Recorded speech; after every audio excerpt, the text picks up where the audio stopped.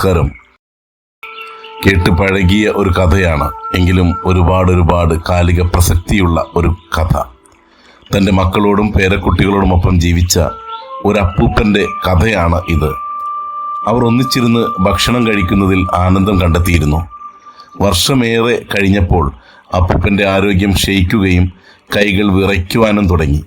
ചിലപ്പോൾ അദ്ദേഹത്തിൻ്റെ കയ്യിൽ നിന്നും ഭക്ഷണം താഴെ വീണ് ആകെ വൃത്തികേടാകുമായിരുന്നു. ഒരു ദിവസം ചില അതിഥികളുടെ സാന്നിധ്യത്തിൽ അപ്പൂപ്പൻ്റെ കയ്യിൽ നിന്നും ഒരു ഭക്ഷണപാത്രം നിലത്തു വീണു. മകന് ഇതൊട്ടും തന്നെ സഹിക്കാനായില്ല.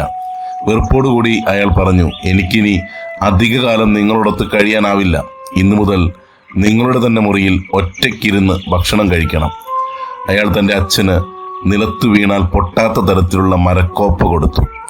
കിഴവൻ എന്ന് മുദ്രകുത്തപ്പെട്ട ഈ വയോധികന് തീന്മേശയിൽ വരുന്നതിൽ നിന്നും വിലക്കേർപ്പെടുത്തുകയും ചെയ്തു. ഏകാന്തത മാത്രമായി അയാളുടെ നിത്യസഹചാരി. ഒരു ദിവസം വൈകിട്ട് മകൻ വീട്ടിൽ വന്നപ്പോൾ അയാളുടെ മക്കൾ തിരക്ക് പിടിച്ച് ഒരു മരക്കോപ്പ ചെത്തിയെടുക്കുന്നത് കണ്ടു. അയാൾ തൻ്റെ മകനോട് ചോദിച്ചു, ഈ കോപ്പ ആർക്ക് വേണ്ടിയാണ് ഉണ്ടാക്കുന്നത്? ഇത് കേട്ട മകൻ മറുപടി പറഞ്ഞു, ഞാനിത് അച്ഛന് വേണ്ടി ഉണ്ടാക്കുകയാണ്. ഞെട്ടിത്തെറിച്ച അച്ഛൻ ഇതെല്ലാം എന്തിനാണെന്ന് ചോദിച്ചു. അച്ഛന് വയസ്സാകുമ്പോൾ ഭക്ഷണം നിലത്തു വീഴ്ത്തുവാൻ തുടങ്ങിയാൽ പിന്നെ ഞങ്ങളോടൊപ്പം ഇരുന്ന് ഭക്ഷണം കഴിക്കുവാൻ സാധിക്കുകയില്ലല്ലോ. അപ്പോൾ മുറിയിൽ ഒറ്റയ്ക്കിരുന്ന് ഭക്ഷണം കഴിക്കാനായി അച്ഛന് ഈ മരക്കോപ്പ ആവശ്യമായി വരും. ഇത് കേട്ട് ആ അച്ഛന് തിരിച്ചറിവുണ്ടാവുകയും സങ്കടത്തോടെ നടന്നു പോവുകയും ചെയ്തു. അയാൾ നേരെ തൻ്റെ അച്ഛൻ്റെ മുറിയിലേക്ക് ചെന്ന് പറഞ്ഞു, അച്ഛനോട് ഞാൻ കാണിച്ച അവിവേകത്തിൽ എനിക്ക് വിഷമമുണ്ട്. ഞാൻ വളരെയധികം താന്തോന്നിയായിട്ട് പോലും എൻ്റെ എല്ലാ കാര്യങ്ങളും അച്ഛൻ നോക്കി നടത്തി.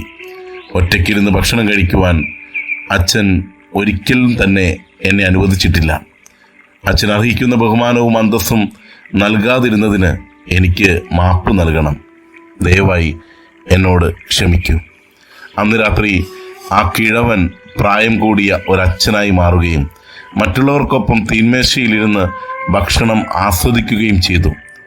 തീന്മേശ അലങ്കോലപ്പെട്ടെങ്കിലും ആരും തന്നെ അത് കാര്യമാക്കിയില്ല. പ്രായം ചെന്നവരെ ബഹുമാനിക്കുന്ന ഏതൊരു സംസ്കാരവും അതിൻ്റെ യഥാർത്ഥ അർത്ഥത്തിൽ സംസ്കാരമുള്ളതാണ്. അർഹിക്കുന്ന വില അത് അവർ നഷ്ടപ്പെട്ടാൽ മാത്രമേ നമുക്ക് അനുഭവിക്കാൻ സാധിക്കുകയുള്ളൂ.